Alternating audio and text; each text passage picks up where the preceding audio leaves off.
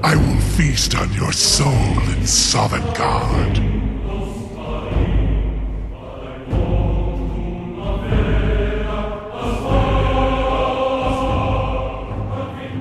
You knew it was coming, dudes. You just knew. People, you have been asking for me to make this video since last year when I first uploaded the Dagoth video. Literally one of my first videos on YouTube and the first ever entry in the Villainpedia. So, here we are. Alduin, the World Eater, the Twilight God. Probably one of the most, if not the most, famous video game dragons of all time.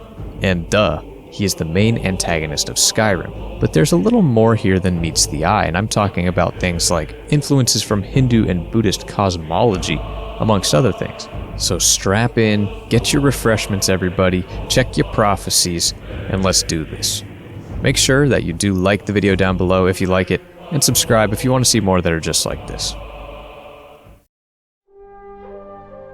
Okay, so first off, in an effort to create full transparency regarding this entire video, I don't care much for Alduin. I know, if you're watching this, if you clicked, there's a chance that you do like this guy, or you just think he's badass or cool looking or what have you.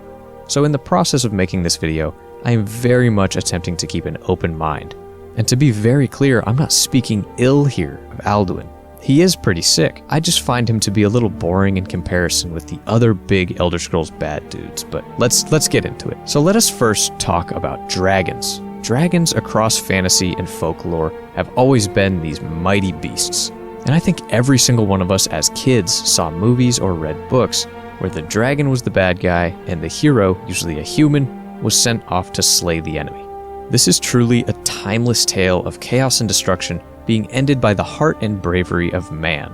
But other traits too, like greed, a lust for treasure, for power, for influence, are also very important to take into account. Of course, there are other depictions of the winged creatures across history, but I think going into Skyrim and the Elder Scrolls as a franchise giving their first real take on them, these were the most common public ideals regarding dragons.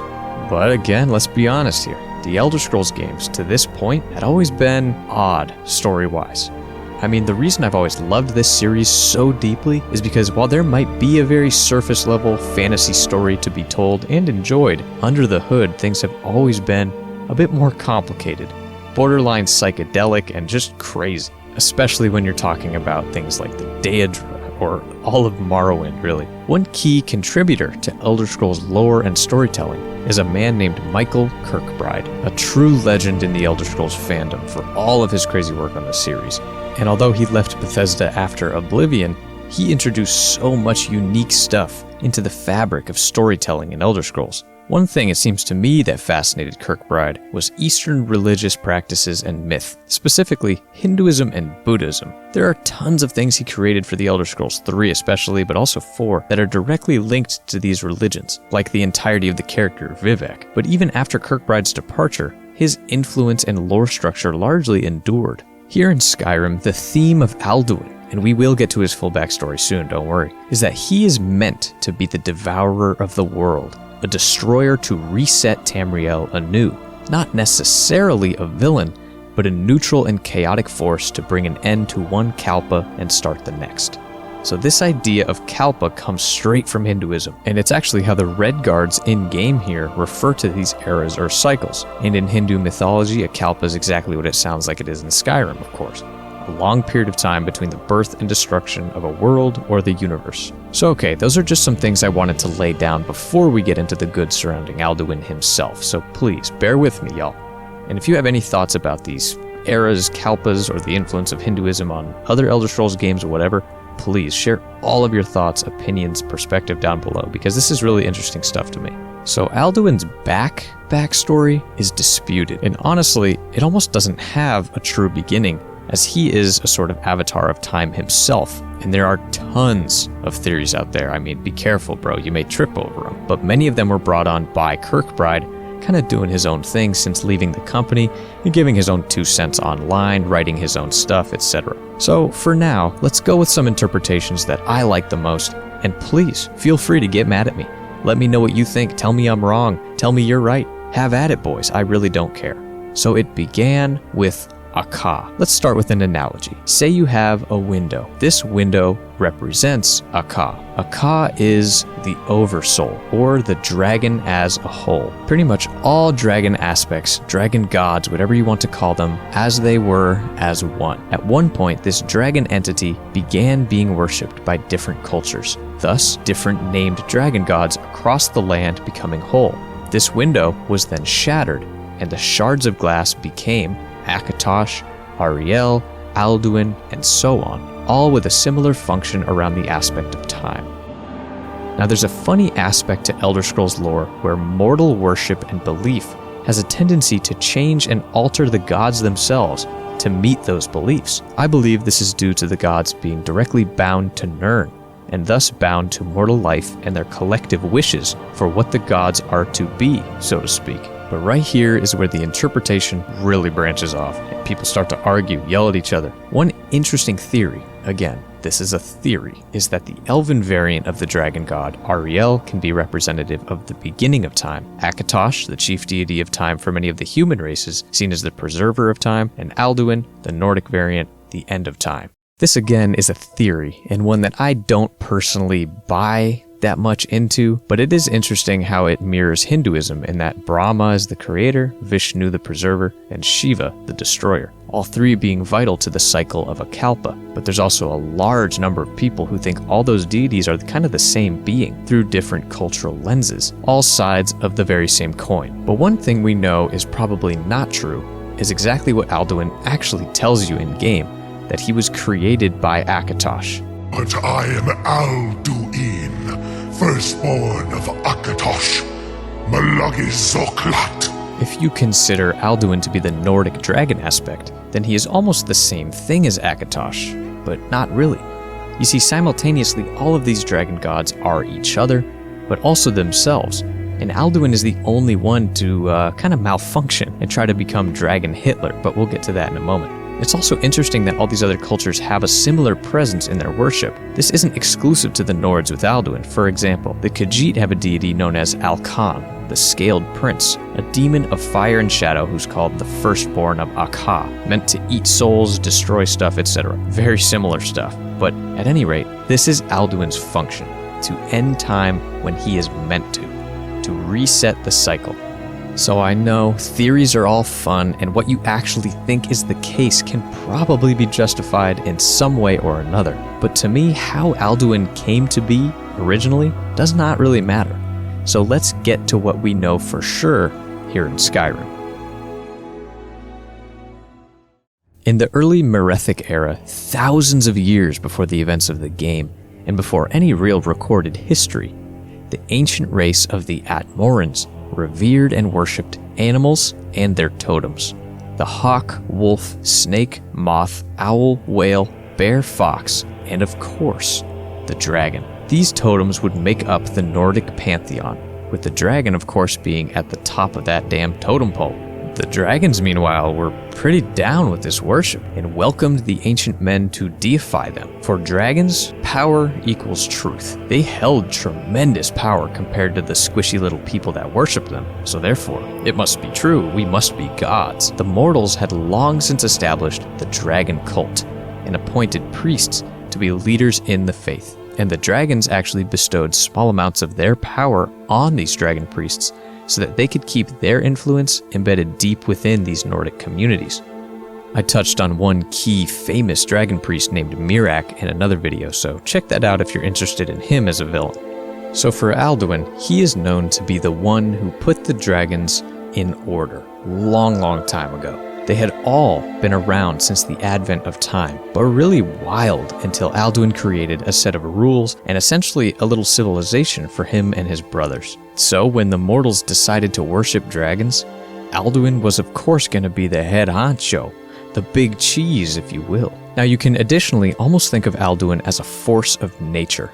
He is inevitable. It's unknown to me anyway, how many times he has already devoured the world to end and restart the cycle, but he is truly a chaotic, kind of neutral force. until the mortals started worshipping him and his boys. This is the turning point. I think this worship got into Alduin's mind in a bad way, and probably many of the other dragons as well. I mean, imagine if right now a bunch of little ants in your bedroom started worshipping you and bringing you gifts. You might feel some type of way. All hail the Metal Lord! So hailed! Those peewees think I'm God, huh? Hard to blame them. So tragically for humanity, Alduin defied his very nature, his purpose of existence, and decided to rule over the world instead of devouring it. This is when he switched from this chaotic neutral kind of force to just pure evil. We mentioned earlier how dragons in popular culture have been seen as hoarders of treasure or power.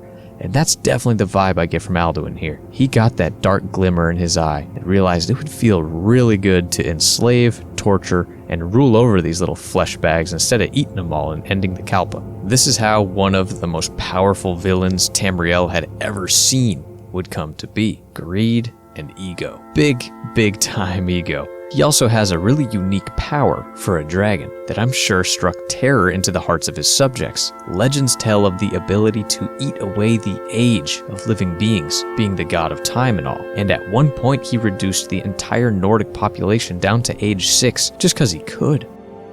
So throughout this ancient Merethic era, Alduin ruled over Skyrim and all its inhabitants. He rallied his dragon brothers in this effort to oppress and control the world, and let me tell you man, it was a bad time unless you were a dragon or a dragon priest. So with Alduin being atop the dragon-dominated world, all other dragons answered to him and him alone. Mortals either got in line or were enslaved, and oftentimes many of the evil deeds being done by their kin, the dragon priests. Dragon priests had the authority of kings, and this structure of oppression was very effective for a very long time. But as the grip of these priests grew more tyrannical and oppressive, the Nords began to rise up together, sick of their scaly overlords and realizing that, hey man, we're getting dumped on a little too hard over here. These were the first steps toward the event known as the Dragon War, an epic scale conflict between men and dragon. Alduin, of course, would be enraged at any rebellion amongst his subjects and began to commit unspeakable atrocities against the Nordic populace. His dragons all followed suit, including his right-wing man, Parthenax.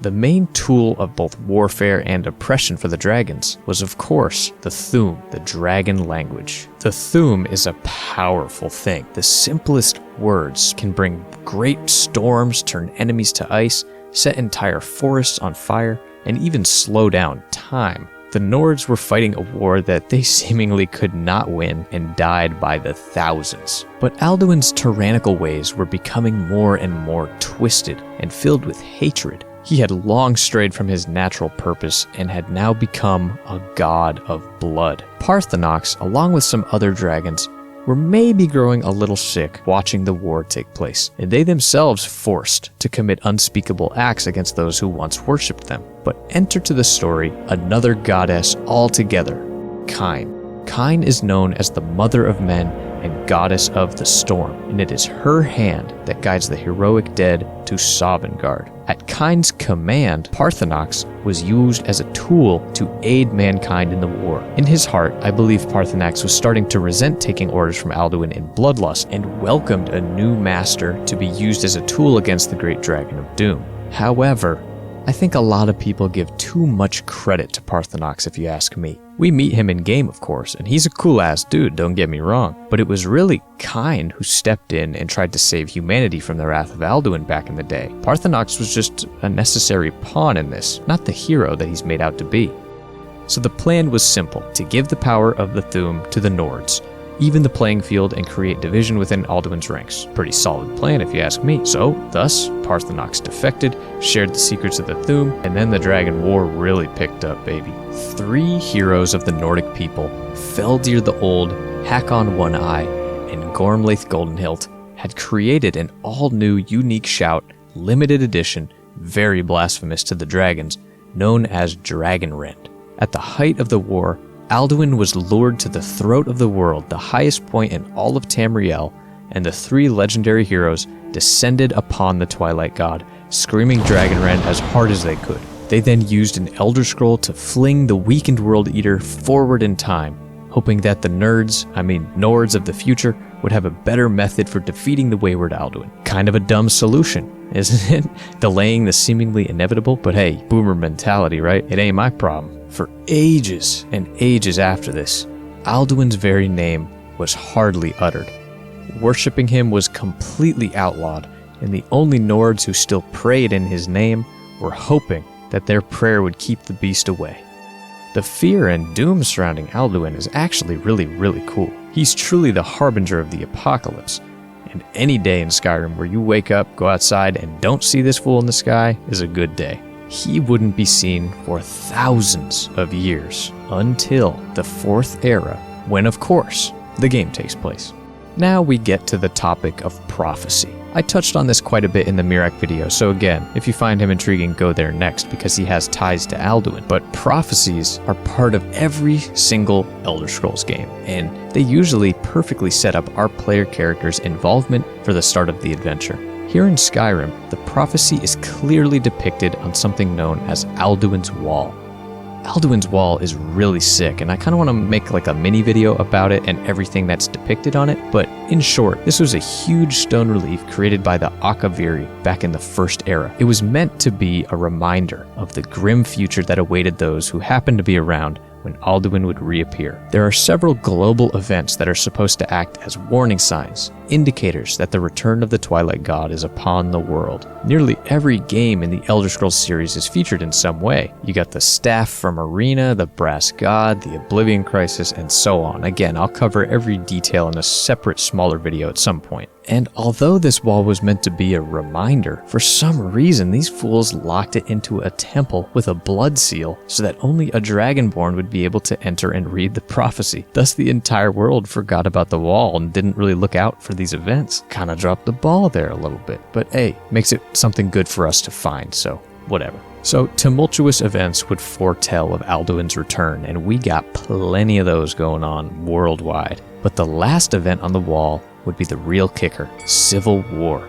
And just as the game is underway, High King Torrig of Skyrim has just been murdered by one Ulfric Stormcloak, leaving the northern region completely splintered and leaderless and plunged balls deep into a full-on civil war between the Stormcloak Rebellion and the Imperial Legion. So this is a land that has seen its fair share of doo-doo in the last several thousand years, but things were about to get a whole lot worse. Prophecy complete.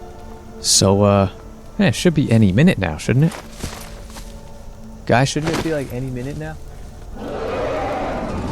What in oblivion is that? Sentry, what do you see?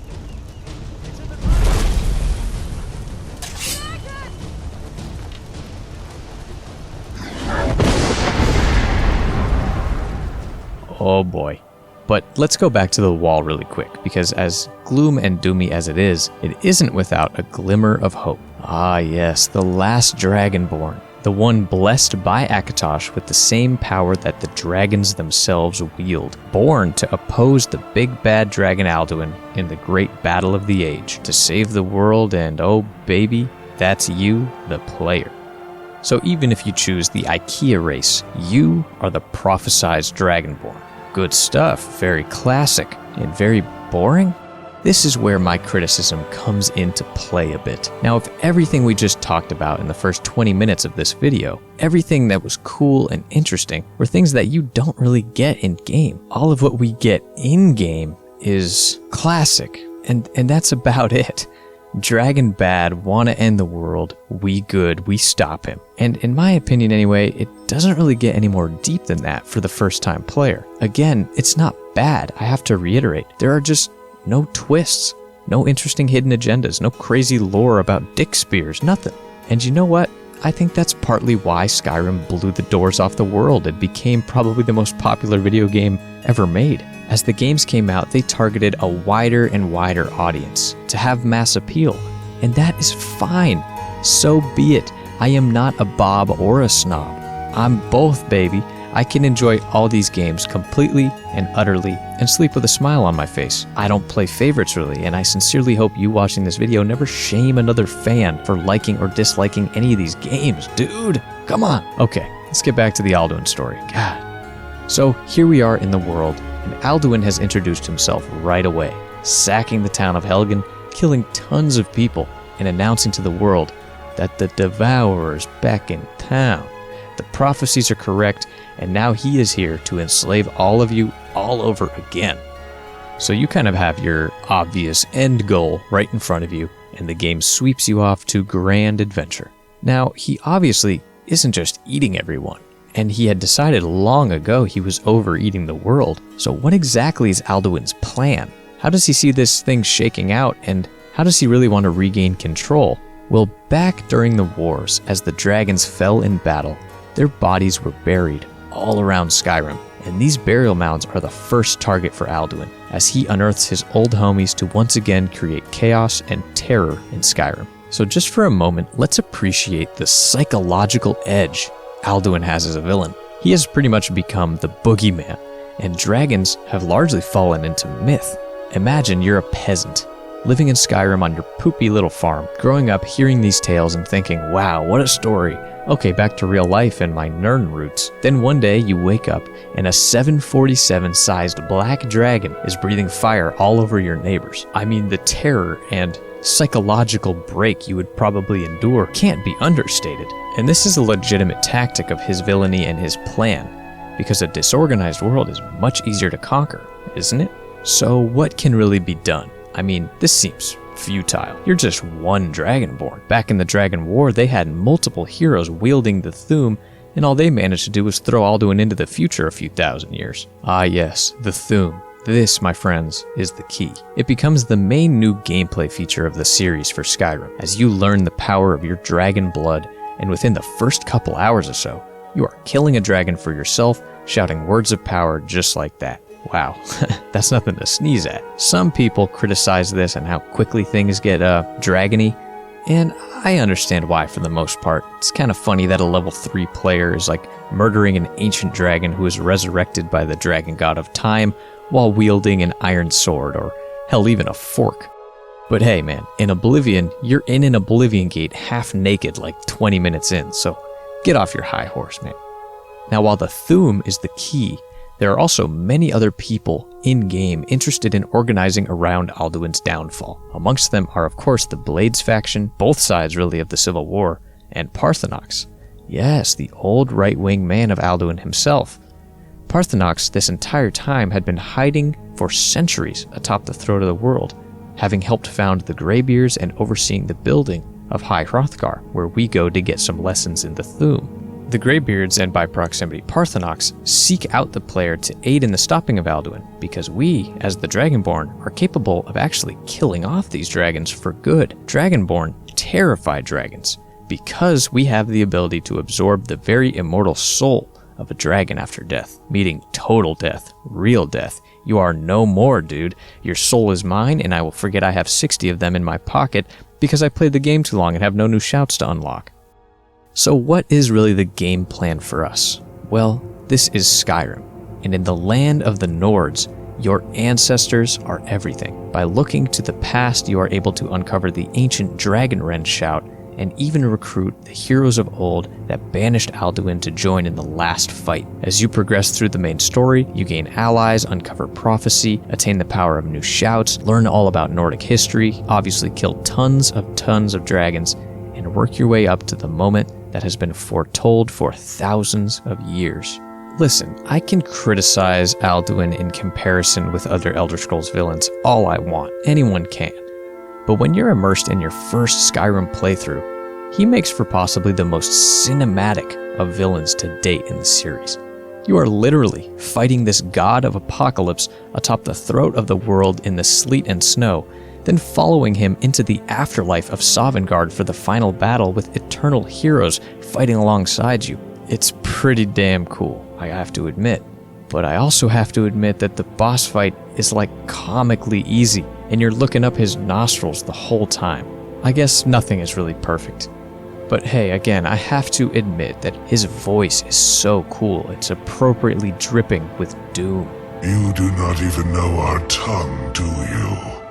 Such arrogance, to dare take for yourself the name of Dova. and his appearance and design is just next level.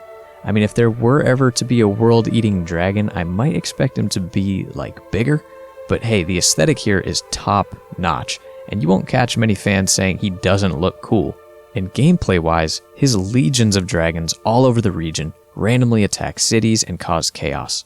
I think overall, Alduin is very simple. His motives are straightforward and yet somehow questionable. He never really gives us any information to think, maybe he's right. He's just evil because he's evil, it seems. He likes to dominate and gain power and be worshipped and feared. That's just who he is. This character to me just really feels like a lost opportunity. Would it not be more interesting if Alduin stuck to his nature? What if here in the game, Alduin was scheduled to devour the world?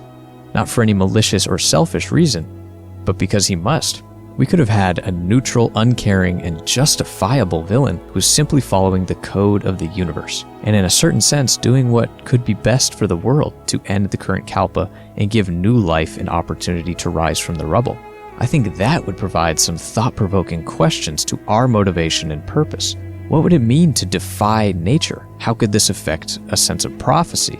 There possibly could have even had been multiple endings if it went that route. Now, in the Mirac Villainpedia, I also mentioned that he seemed like a missing opportunity. But in that, he should have been used a little more in the main storyline. It could have enriched both of these villains and given the story more dimension, even if you keep the writing mostly the same. Or, here's a wild one, a Hail Mary, boys. What if you discovered that somehow Parthenox was actually the villain? That the entire time he was waiting for Alduin's return, he was preparing a plan to kill his old master and take his place as ruler of the dragons and thus Skyrim and eventually Tamriel. I'm not sure, dude. It's just some thoughts. Right now, if you're watching this video still, down in the comments, let me know. Was Alduin properly utilized? Was he underutilized? What would you have changed? I think there's just so much untapped potential. But, I suppose, my friends, we cut our losses and just enjoy the Alduin we did get here in Skyrim. A still super badass ancient dragon god with tons of theory crafting around him to obviously have kept us entertained for about 10 years now. Alduin's legacy is one of simple villainy. Now, fans of the channel might know that usually I go through the entire plot of the game to track the villain's downfall and ask the eternal question, why did the villain fail? And I think it's almost pointless for this video. I feel like you already know. Alduin is arrogant and undervalues the Dragonborn big time. His goals are simplistic and downfall predictable. The Dragonborn, with ample help, is able to assemble the tools necessary to kick Alduin's ass, and so we do. Alduin is just a super old-school bad guy, and that's not a bad thing. He's easy to root against and easy to look forward to defeating. And I think despite his shortcomings with hardcore fans, Alduin's great design and really simplicity opened the Elder Scrolls door to millions of new fans of the series, and that really, in my opinion, cannot be undervalued. And listen, if you're really into the lore, there are tons of fun theories to dig into on his backstory, so you can better appreciate the ideas behind Alduin, because I honestly think the ideas behind the character are utterly fantastic. Thank you all so much for watching and listening to the end as always. I greatly appreciate you. What sort of villain do you think we might see in the Elder Scrolls 6? I personally hope they dial the prophecies back just a tiny bit and maybe have the threat be less universe-ending and more local, political. But that's just me. Shout out to all my wonderful patrons listed here, and I will see you guys soon. Until next time, peace.